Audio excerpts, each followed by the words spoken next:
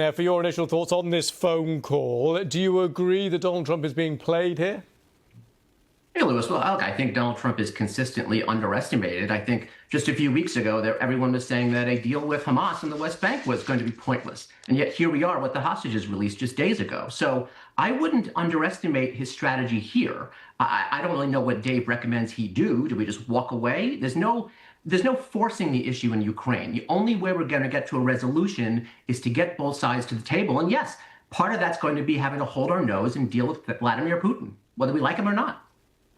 Joe, just on this issue of the Tomahawk missiles, which Ukraine and others around this town are saying is potentially what motivated President Putin to kind of re-engage at this point.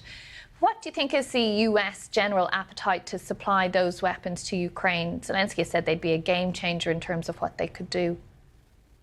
I think the US probably would support that. I think most Americans support an ally and support arming an ally. It worked with Israel. I do think that support would end if it came to actual involvement in an armed conflict. I don't think Americans are up for that. But in terms of supporting and supplying an ally in the form of Ukraine against Russia, I think Americans are completely for that. And they realize, again, the only way we're going to get to a resolution here is through a combination of projecting strength and getting the parties to the table, not by walking away and giving up.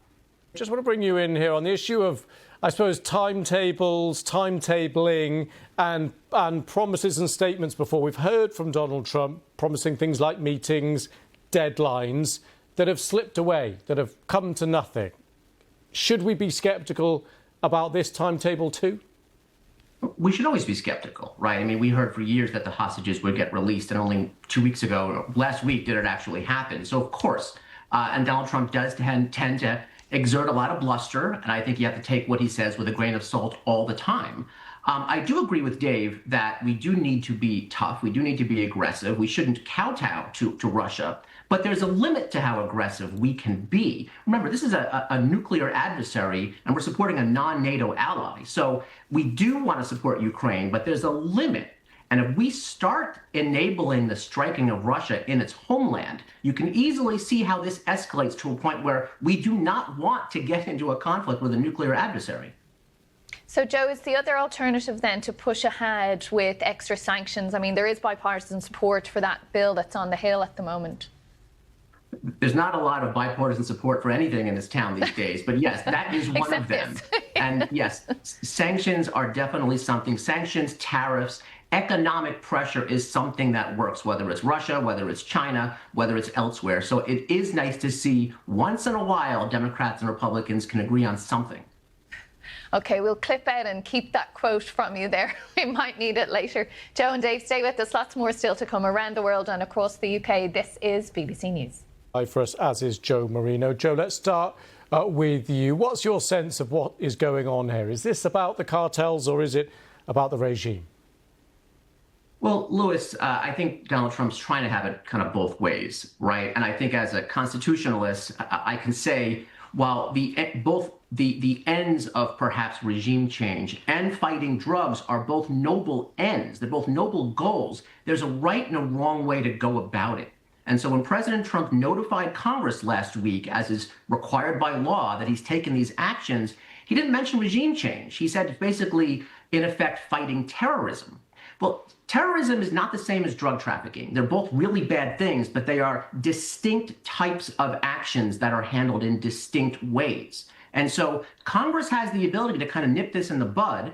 Adam Schiff tried to pass legislation and it failed. And so now I think President Trump is going to say, OK, Congress had the ability to overrule what I'm doing. They didn't do so. And so now I'm going to go ahead. And so, again, while it might be a great thing to fight drug trafficking, and it is a great thing, and it might be a good end result to change the regime in Venezuela, use of the military to basically just sort of at will obliterate boats in the Caribbean, I don't know if people really, should kind of support that. And, it's one thing when your party controls Congress and you like the guy in the White House, but you can easily see how this can be reversed when things change here in America politically.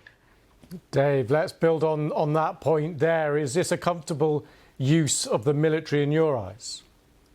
Well, Lewis, I've got to say, I agree with everything that Joe just said. So maybe there's hope for bipartisanship, at least on your show, because I agree that this is a noble mission to go after drug traffickers, and Maduro is a bad guy, and the United States previously has indicted Maduro and his associates with crimes related to narco trafficking and terrorism. Back in 2020, there were indictments unsealed. So this guy's got a target on his back, but as Joe said, there's a right way to do it and a wrong way. And I worry that President Trump is doing this unilaterally, using the military, which now should involve Congress, but Congress has emasculated itself. This Congress has decided to give all of its power to the president. And that's also a bad thing to do for the future, because you do it now and then Katie bar the door for future presidents. So I agree with everything Joe said. I like the idea. I don't like the way they're going about it.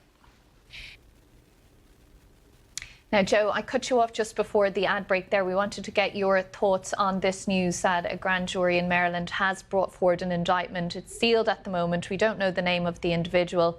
But alongside that, we do know there was a proceeding involving John Bolton there, the former national security advisor in President Trump's first term. What's your thoughts on all of this? It's very personal for the president. Hey, Katrina. Well, like Dave, I'm not surprised. I would like to see the details of the indictment when we can about against Ambassador Bolton to see what kind of strength this case may have. But look, for 2 years, I was very consistent during the years of lawfare against Donald Trump. I said back then that the cases brought by Jack Smith and Letitia James and Alvin Bragg ranged from weak to absolute nonsense. And I'll be consistent now. The cases brought against James Comey and Letitia James are garbage, basically. I mean, the case against Comey is almost indecipherable about what he's actually even being charged with. So I'll be consistent in both cases. What I don't like is that I see my folks on the left who are absolutely supportive of the cases against Donald Trump, and it was the powerful no one's above the law, the powerful have to be held accountable, and if a grand jury found enough probable cause to indict, then the cases were legitimate. So I have to say, okay, well then these cases against Letitia James and James Comey must be illegitimate using the same logic, right? So it's hard to say these cases are inappropriately brought after what Donald Trump has just gone through the last 2 years. I'm not saying it's right, but I'm not surprised that this is the retribution many of us predicted when it was Donald Trump in the defendant's seat.